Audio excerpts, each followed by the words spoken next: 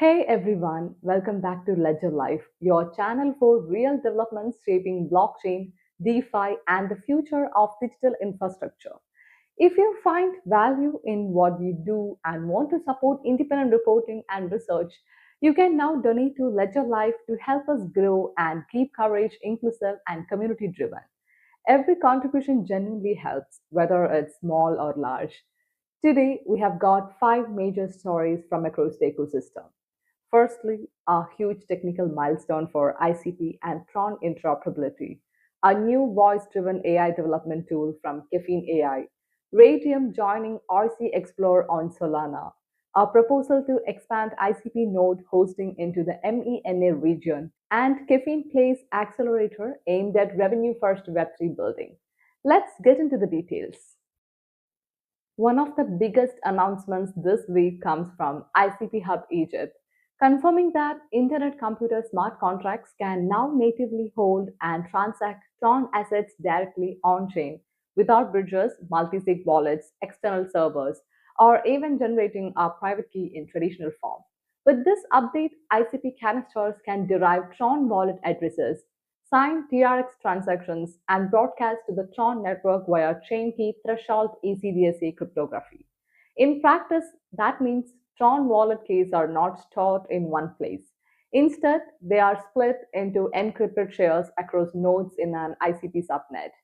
No single node ever controls a complete private key, and transactions are signed collectively before appearing on chain like any normal TRX transaction on TronScan.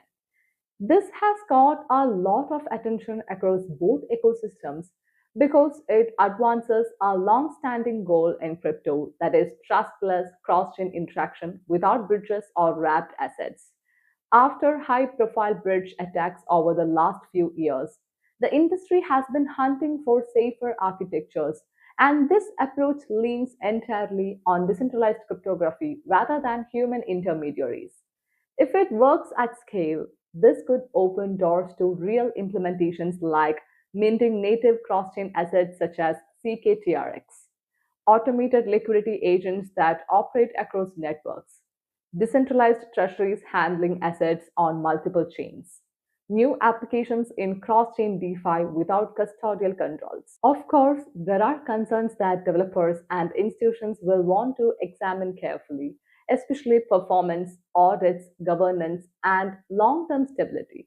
Linking chains with different designs is never simple, and nobody knows yet how the system will behave when heavily used in production.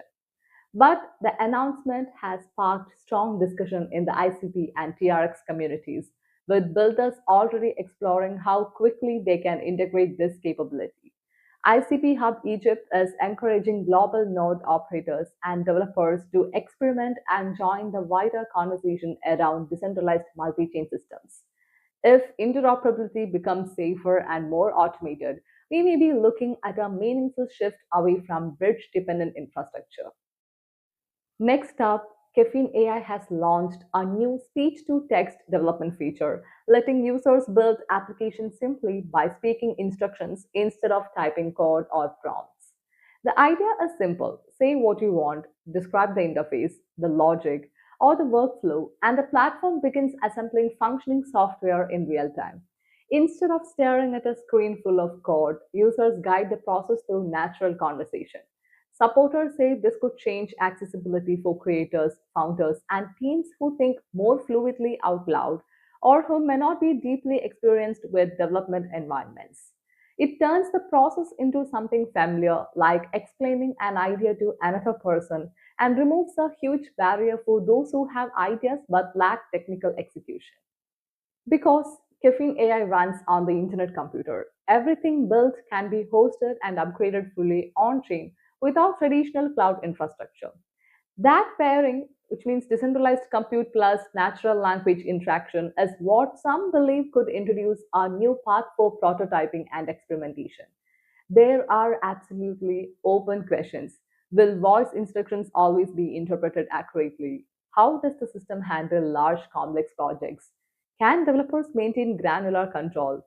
Early adopters say the key is clarity when speaking. Structured requests produce better results, And this first rollout will show how well the system performs at scale. Even so, it's gaining interest because the concept of speaking an app into existence feels intuitive, fast, and practical. Whether it evolves into enterprise level development or remains a rapid prototyping tool remains to be seen. But it's definitely one to watch. Our third story, Raydium, one of the largest liquidity engines on Solana, has been added to OISY Explore, the tool designed to give users easier entry into DeFi on Solana. This means users will now be able to access Raydium's liquidity pools, fast swap execution, and on chain order book capabilities through a streamlined interface focused on onboarding and convenience. Raydium has been central to Solana's DeFi growth. It integrates directly with the Serum order book architecture, which allows traders to place limit orders on chain rather than relying on automated pools. Many see this as offering flexibility usually associated with centralized exchanges without giving up self custody. There is historical context worth noting. In late 2022, Raytheon suffered an exploit affecting liquidity pools, triggering a full rebuild and community led recovery. Since then, volume and activity have rebounded, though some users remain cautious, especially as the DeFi environment moves quickly and nothing is risk free. Reaction to the RC integration is mostly positive, with many calling it a strong step toward simpler access and better liquidity routing across the Solana ecosystem. But as always, people should review documentation, understand risk, and never assume DeFi is safe by default. The bigger takeaway here is competition to simplify access to decentralized finance is increasing rapidly as Solana continues to draw fresh momentum.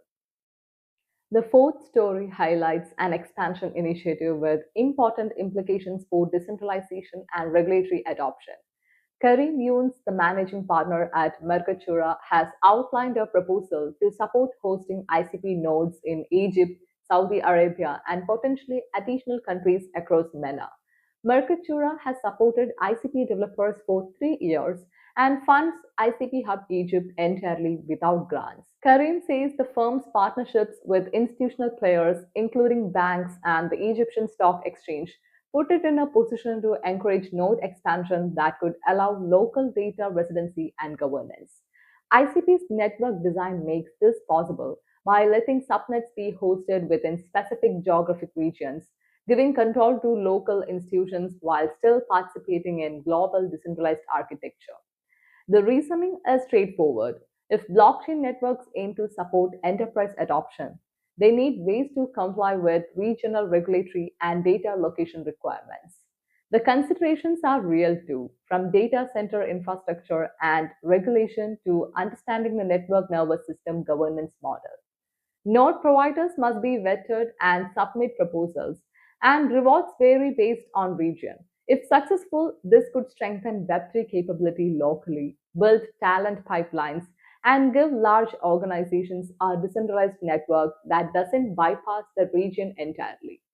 But issues like latency, governance weight, and long term decentralization balance will need careful design.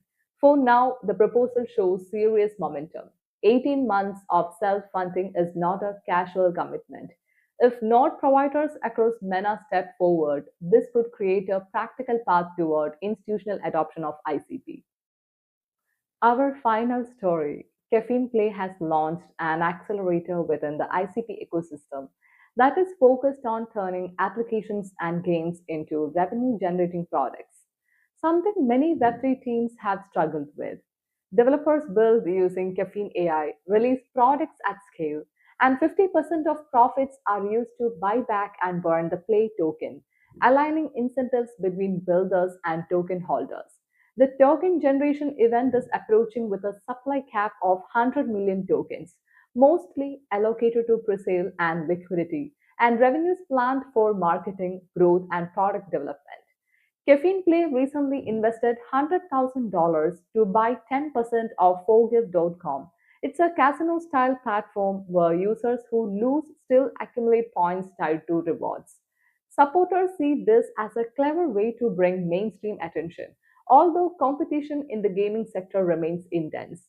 Upcoming releases include Bank Haste and new prediction titles, along with our subscription marketplace intended to create recurring revenue streams. Community sentiment is cautiously optimistic. The idea of building real business value instead of hype has resonated strongly.